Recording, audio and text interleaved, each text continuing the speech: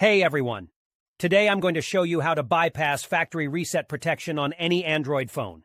The best part? It's completely free and really easy to do. You know when you reset your phone and it asks for your Google account? Well, with this method, we can bypass that step and gain full access to the phone.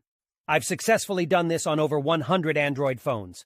I'll guide you step by step through the process, so don't worry if you're not a tech expert. Just follow along and soon you'll be able to unlock any Android phone without any hassle.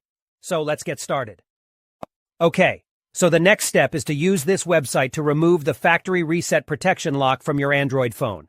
To do this, you'll need to provide 3 important details: your phone's exact model, its IMEI number, and a valid email address where you can receive notifications.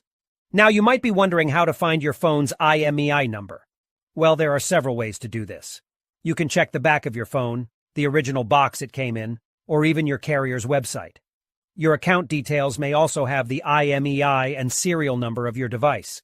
If you have a sales receipt or contract, you may find the IMEI and serial number there. If your phone has a removable battery, you can check underneath it for the IMEI or serial number. However, if your phone doesn't have a removable battery, don't try to remove it or you may damage your device. Once you have your phone's IMEI number, you'll need to fill out a simple form on the website with your phone model, IMEI number, and a valid email address. This is where you'll receive a notification when the factory reset protection has been removed. After you submit the form, your request will be processed, and you'll receive an email notification when the factory reset protection removal process is complete.